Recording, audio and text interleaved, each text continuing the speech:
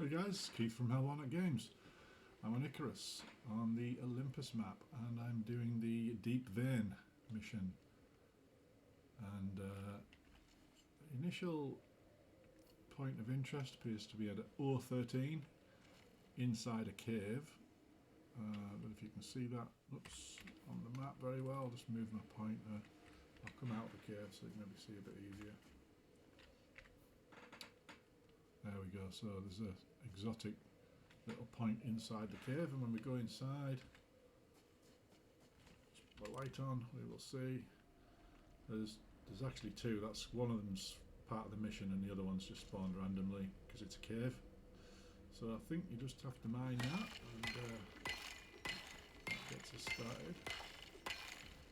In case you're wondering how do I get to mine so quickly, actually I think I might have hypothermia here. Let me just get rid of that. There we go, it's starting to disappear. I have got warm water in one of my canteens and coffee in the other, and they do stack, so it is worth carrying 2 or 3 even different types of hot drink around with you. In case you're wondering why I'm attacking so quickly with that pick, I am using this really useful stringy jerky, and if you make that stringy jerky using the Culinex backpack, it gives you 32% melee attack speed, which obviously affects your mining speed, so really useful. And I'm using the obviously the noxious crust. That, my friend, is exotics. I'm obviously using the noxious They'll crust. want a little more than that, though. So let's get a bit more then. I don't know how much I need. I'll come off search areas for further exotics. Okay, we'll get that. Now as you can see, that's given me 32 noxious crust by using the Icarus Knight pickaxe from the orbital exchange. So 32, and you get 5 for each one, so it's 32 times 5.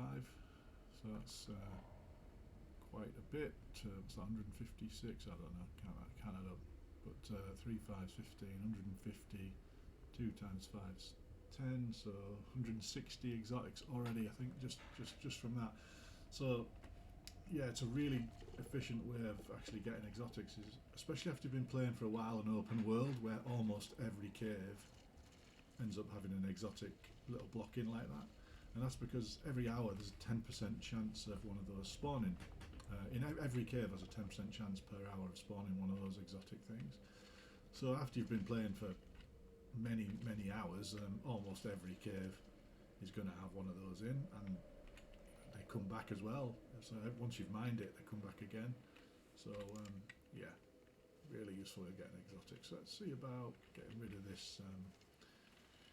I have done the quarite mission tree, so I'm getting obviously getting quarite spawns. And if you're new to the game, I would strongly recommend not doing that tree first, because you are going to have to fight quite a lot of these as you come down here.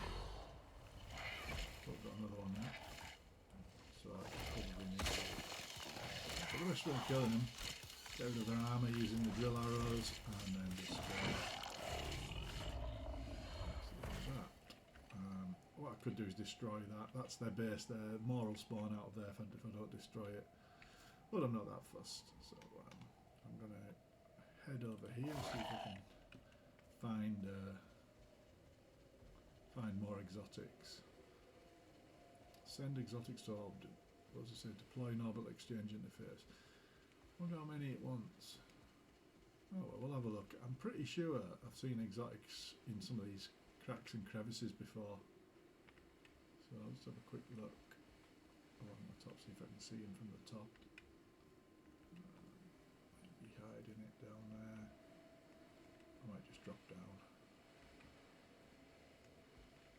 Yeah, I'll drop down and have a look. Might be hidden from the top. Oh, there it is. Look, there's another one. Oh, I do not want to do that, so I'm going to go unstuck. Did you see what happened there? I fell through the mesh. So you've got to be very careful in those crevices. You can fall through the mesh. If I'd died there, I would not have been able to recover my equipment. So I quickly pressed escape, hit unstuck, and it brought me back to the top with all my gear. So I've got to be careful. If ever you start falling through the mesh, quickly press escape, use the unstuck command.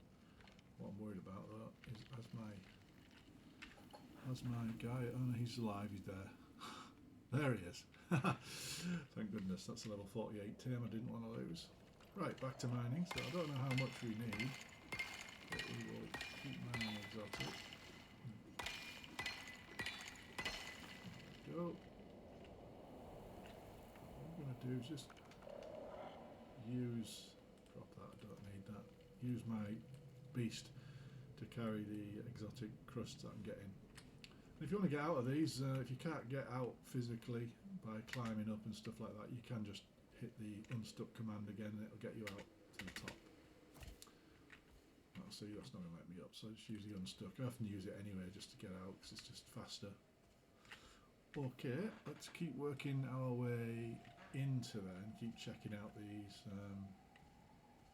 see if there's any more caves or any more chasms. Can't see any caves over there. Okay, let's have a big look. I'm still in the zone mark. So you see the yellow on the map indicator at the top, so I'm still within the yellow area.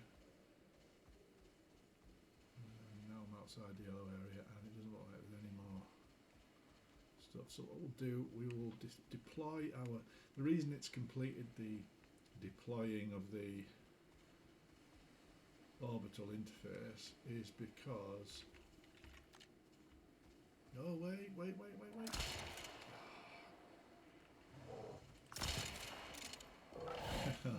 Polar bear time. Getting their head with a knife is probably the fastest way to do it. I've got good armour on, I've got the obsidian armour on, so I'm not fussed about a polar bear. There we go, and we will have its head. So it's injured me, so I think we'll just get rid of that injury before we carry on.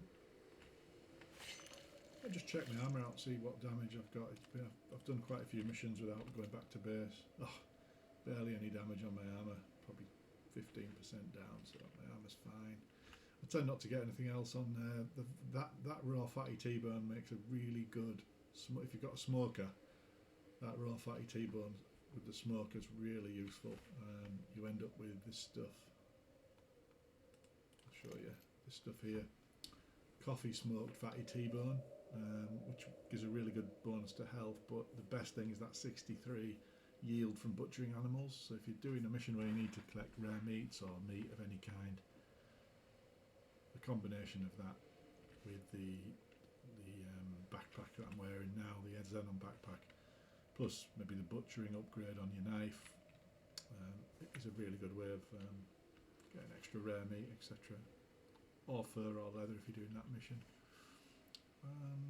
Okay, so I think I've got one with me, so I've got an orbital exchange back at base and it's picking that up. That's why it's completing that part of the mission automatically.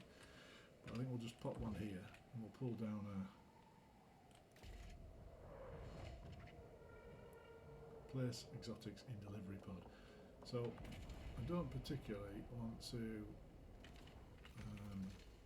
lose many exotics doing this. I'm going to see if it will just accept a single exotic. So I'm going to split this up into just one and see what it asks for. See if that does anything. Yeah, literally it only needs one. So don't waste your exotics, guys. Just put one exotic. Move it to the station. That's it, partner. You're finished here. Oh, it gives you them anyway. I didn't realise that. The reward, it gives you them back. If you're looking to earn the Assembly's trust, you're doing it. And that's not easy. Okay. So that's cool. So it gives you whatever you put in that pod, it gives you back as a reward at the end anyway. So you're not going to lose your exotics if you do put them in. That's fine. Right, well, I think I'm going to head back to base. And actually, before I go back to base, I may very well just see what the next mission is, because if it's right on top of me, I don't need to go all the way back to base. There's another thing now. I'm going to get my sniper rifle out. It's much easier. Let me show you what difference this is. Sniper rifle, stealthed. Let's see if we can literally just pop in between the eyes. Instant death. No faffing around. And we'll go and collect the polar bear vestige. And it's also I do like creating the polar bear armour just to put on the stand. It looks good, but other than that I don't need it. As I say, I tend to use the obsidian armour, whatever quest I'm doing. Okay, I'm actually based over in the desert this time. I decided to start somewhere new, just so that I've got an easy path to the boss fight, which is in the desert in the southwest. So let's see what other quests we can do. I've got my radio with me, so I can just take a quest on the fly. Operations, let's see what we've got. I need somewhere cold to make sure it's actually... What's that one up there? What does that say? Death ray or influx? Let's try death ray. They've been noticing your work and want to take advantage of new territory.